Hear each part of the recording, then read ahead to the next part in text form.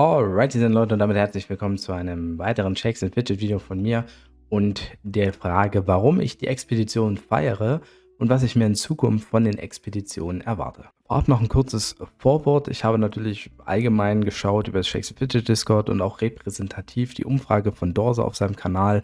Ich habe das Gefühl, dass insgesamt ein bisschen falsch an diese Beta rangegangen ist oder zumindest die Erwartungen zu hoch angesteckt waren. Ihr werdet auch gleich erfahren, warum ich das so denke. Und dann würde ich gleich mal sagen, hey, let's go. Und warum feiere ich jetzt also die Expedition prinzipiell? Ich habe das unter verschiedene Unterüberschriften gehandelt. Einmal das Thema die Game-Mechanik. Denn bei der Game-Mechanik als Alternative zum Abenteuerspielen muss man sich auch erstmal die Frage stellen, wie ist denn die Game-Mechanik beim jetzigen Abenteuerspielen? Und im Moment ist es ja so, dass bei der Auswahl einer jeden Quest ein großer RNG-Faktor dahinter ist. Das heißt, wie lang ist so ein Abenteuerlust überhaupt? Man weiß es nicht, kann dreimal die gleiche Zeit sein. Dann kann auch die Range einer Quest, die man bekommt, unterschiedlich sein. Das heißt, eine Quest ist nicht immer gleich stark. Sie kann stärker auf XP getrimmt sein, stärker auf Gold getrimmt sein. Es kann sogar sein, dass beides stärker ist. Also gerade im Late Game wird man feststellen, dass man bei gleich langen Quests eine Quest hat, die plötzlich mehr XP und mehr Gold bietet als eine andere Quest zur gleichen Zeit. Also nicht das eine mehr, sondern beides mehr hat. Das heißt also, das Intervall einer Quest, wie sie aufgebaut sein kann mit den Base Stats, Basis, XP und Gold, ist halt auch RNG. Und der taktische Aspekt, den man hat, ist in der Auswahl 1 von 3. Das heißt, ich muss halt je nachdem, wie ich spielen will, immer gucken, welche Quest ist für mich am besten. Und das machen wir schon die ganze Zeit, über Jahre, das ist prinzipiell okay. Aber die Game-Mechanik bei der Expedition, die geht halt ein bisschen tiefer, bietet mehr taktischen Spielraum. Zum einen, weil man ja überhaupt erstmal ein Expeditionsziel auswählen muss. Je nach Task-Type, wenn man sich damit beschäftigt hat, weiß man, okay, ich muss innerhalb der Expedition ein paar Schritte erledigen, damit ich meine Heldenpunkte bekomme, auch genügend Heldenpunkte bekomme. Und dann ist es aber auch so, dass auch innerhalb dieser 10 Lichtungen über die Begegnung verschiedene taktische Routen vorgegeben werden. Ja, zum Beispiel, wenn man sich überlegt, sollte man ab einem gewissen Lichtungslevel oder Lichtungsetage noch eine Begegnungskette starten, die 2 oder 4 Folgeschritte hat. Oder sollte man lieber mal aufs Bounty gehen, anstelle einer normalen Dummy-Puppe? Oder will ich noch Gefahr laufen, Minuspunkte zu bekommen? Oder wie hoch sind die möglichen Pluspunkte? Gehe ich daher auf Nummer sicher. Das ist sehr variabel mit den Optionen, die wir jetzt zur Verfügung hatten und bietet doch für mich mehr Spielspaß, denn eben dieser taktische Aspekt, der ist nicht zu vernachlässigen. Prinzipiell muss man auch sagen, dass die Game-Mechanik zumindest auf dem Beta-Server gut lief von der Performance. Also ich hoffe natürlich, dass das dann auch im Real Game der Fall sein würde. Dann sind die Expeditionen, das ist auch ein Grund, was ich daran feiere, anscheinend relativ Free-to-Play und Low-Budget-Builder-freundlich. Was meine ich damit? Tendenziell muss man relativ wenig Sanduhren oder Pilze nutzen zum Skippen im Vergleich zu normalen Abenteuern.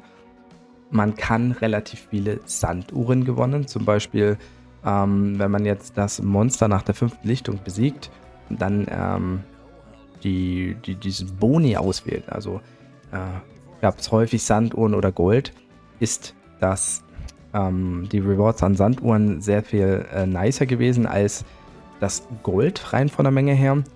Und darüber hinaus kann man auch Pilze gewinnen. Ich habe zum Beispiel bei 112 Alu über Expeditionen insgesamt 90 Stück Pilze gewonnen. Also bei der kürzeren Quest sind es 30, die man kriegen kann, bei der längeren Quest sind es 60. Wann das redroppt, ist wohl sehr random. Warum ich die Expedition auffeiere, ist, dass sie prinzipiell sehr verständlich aufgebaut sind. Ihr fragt euch jetzt vielleicht, wie verständlich? Ich weiß ja selber, dass 500 Plätze plus die Creators, jetzt wie ich zum Beispiel, die gewitelistet wurden, beziehungsweise einen Code bekommen haben, damit die das auch spielen und testen können, heißt, viele von euch konnten es nicht spielen. Und ich finde, man muss es definitiv spielen, wenn man es wirklich verstehen will. Aber wenn man dann 2, 3 Expeditionen gemacht hat, sollte man eigentlich in der Lage sein, das relativ gut zu deichseln. Man muss natürlich verstehen, wie diese Begegnungen, diese Begegnungsketten aufgebaut sind, das ist klar. Ich könnte euch natürlich, wenn ihr wollt, einen kleinen Guide nochmal erledigen, speziell auf die Task-Types und Begegnungsketten, wo man nochmal drauf eingehen kann. Und was ich letztendlich auch daran feiere an der Expedition, der Schwierigkeitsgrad wirkt derzeit nicht allzu groß. Also wie ich schon sagte, das Verständnis über diese Begegnungsketten, welchen Step ich wie viele Punkte kriegen kann, sollte man schaffen, aber man kommt eigentlich locker immer auf wenigstens 30 Punkte. Ja, die Drop Rates für die Begegnungsketten wirken auch recht gut. Also wenn man jetzt zum Beispiel das Drachenzäh im Ziel hat und man hat in der ersten Etage gleich ein Bait, dann ist es meistens so, dass man spätestens in der dritten Lichtung, also Etagelichtung ist für mich das gleiche, dann auch den Drachen kriegt. Dann kriegt man natürlich auch die Zusatzpunkte. Also Limitierungen gibt es auch, auf die muss man ein bisschen achten. Da muss ich auch noch öfter spielen, um das vielleicht noch zu verinnerlichen. Aber hey, mein Topwert zuletzt war 62 Punkte. Also das ist schon vom Schwierigkeitsgrad her, finde ich, relativ einfach. Ich habe auch noch nie ein Monster nicht besiegt. Weder nach den 5 Lichtungen noch nach den 10 Lichtungen. Was passieren würde, wenn man es nicht besiegt, weiß ich nicht. Aber ich glaube, das ist eher nur so ein Zwischenstep. Also, dass man den verliert, sehr unwahrscheinlich. Und ich habe ja zu Anfangs bereits gesagt, dass ich denke, aufgrund der allgemeinen Meinung, dass vielleicht die Erwartungen im Schnitt ein bisschen jetzt zu hoch waren für diese erste Beta.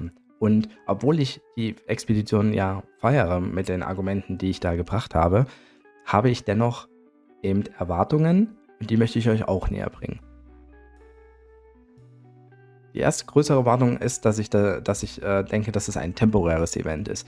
Also man kann sich da eigentlich relativ sicher sein, dass die nicht permanent da sein werden, sondern in gewissen Abständen. Ich denke, dass prinzipiell eine Kombination mit allen anderen Events möglich ist. Petseelen-Festungs-Event sehe ich da auch drin, würde das aber als etwas unwahrscheinlicher sehen.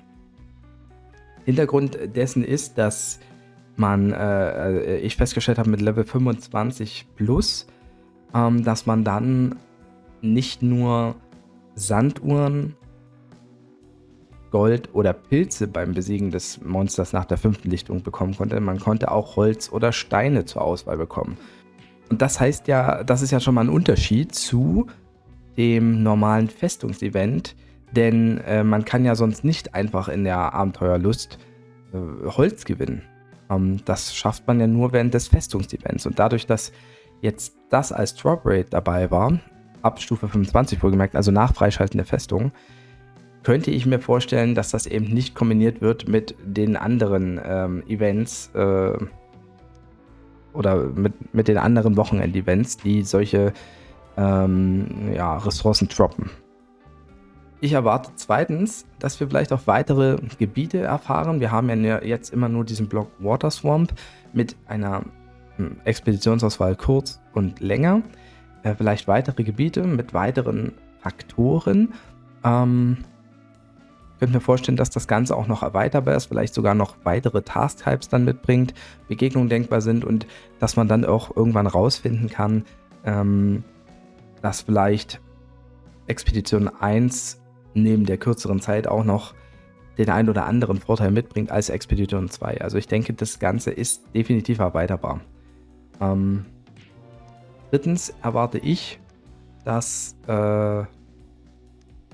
die Informationen, die man jetzt über externe Seiten bekommen hat, zu den einzelnen Task-Types und sowas, dass man die in das Spiel dann integriert in diese Expedition, also zumindest die Erklärung von dem, was halt möglich ist, wenn man jetzt die Expedition aussuchen muss, was es beinhaltet, also die gleiche Erklärung wie quasi auf der externen Webseite, nur halt integriert, und dass man auch bei den Begegnungen so ein kleines Infofenster hat. Wenn man jetzt also sieht, links sind so irgendwie Klamotten mit der Punktzahl und man weiß gerade nicht mehr, zu welcher Begegnungskette gehört das, dass das zumindest auch mit drin ist, damit man dann im Spiel das noch einfacher auswählen kann. Also es wäre sehr benutzerfreundlich. Als extern zu haben ist natürlich okay, aber ich denke, dass das auch integrierbar ist. Shakes & Fidget hat im letzten Jahr so viele Informationen im Spiel integriert mit der neuen Dungeon-Karte und so aus. Also ich denke, das ist sehr gut möglich. Und last but not least, ich erwarte einen weiteren Beta-Test im High-Level-Bereich. Ja. Und das brauchen wir, um viele offene Fragen zu klären. Und ich denke, diese Fragen sind auch der Grund, warum ihr als Community vielleicht ein bisschen verunsichert seid, ihr noch nicht richtig einschätzen könnt, wie die Expeditionen gedacht sind. Und diese müssen natürlich geklärt werden. Ja. Meine Fragen sind die gleichen wie eure. Also ich empfinde die XP und Gold Rewards als deutlich geringer, als man sie mit normalen Quests machen würde. Also das ging jetzt über die gesamte Zeit hinweg. Mit allen Leveln habe ich immer wieder verglichen, was habe ich jetzt für Gold bekommen mit 12,5 Alu, wie viel Gold hätte ich bekommen mit einer 10-Minuten-Quest. Gleiche mit XP. Im High-Level-Bereich, es könnte ja sein, dass die XP-Kurven und Goldkurven anders angelegt sind in der Expedition, je nachdem, was man für ein Level hat.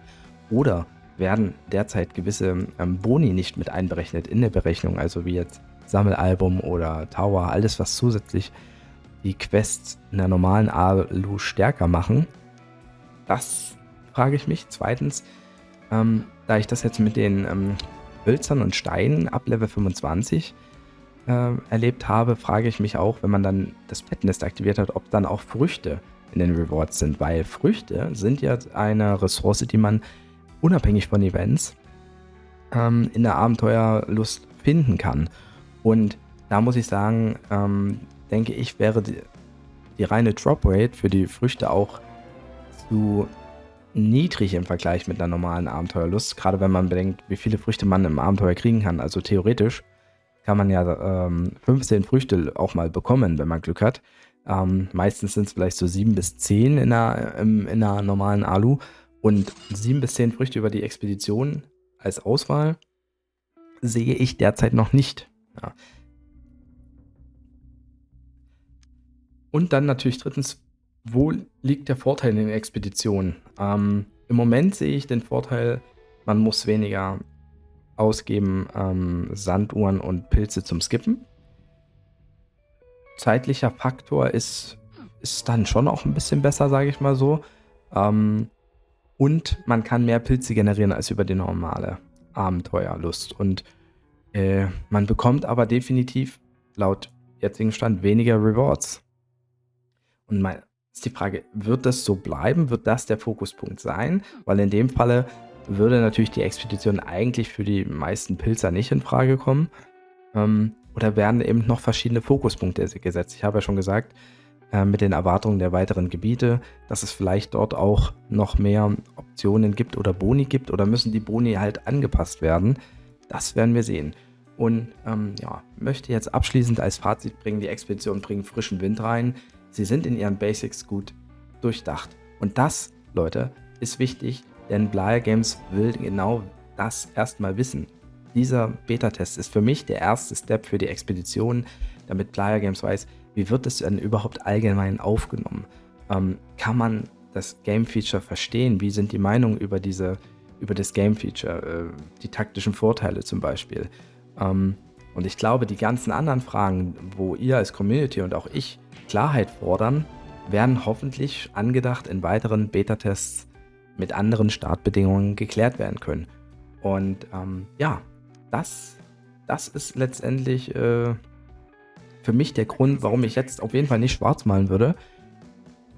Einfach zu sehen, wie es funktioniert. Ja, es funktioniert. Ich finde das persönlich richtig gut, macht mir richtig viel Spaß.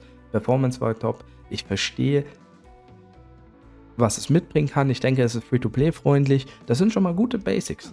Und jetzt muss weitergearbeitet werden. Und ich hoffe, dass das passiert. Im Moment bin ich also sehr pro Expedition. Und je nachdem, was passiert, werden wir sehen, ob das so bleibt. Ich hoffe aber. Ich habe da Vertrauen drauf. Ich weiß auch, dass das Blaya Games sehr wichtig war, jetzt die Information. Ich würde euch bitten, bei Umfragen zur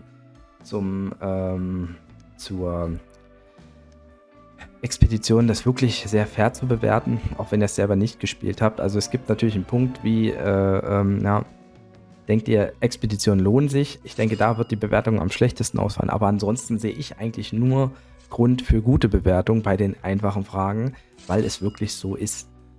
Und ich hätte schon Bock, dass die dann dran weiterarbeiten. Das war's dann von mir. Ich wünsche euch einen schönen Tag. Haut rein, macht Tschüss und Servus. Euer Basti.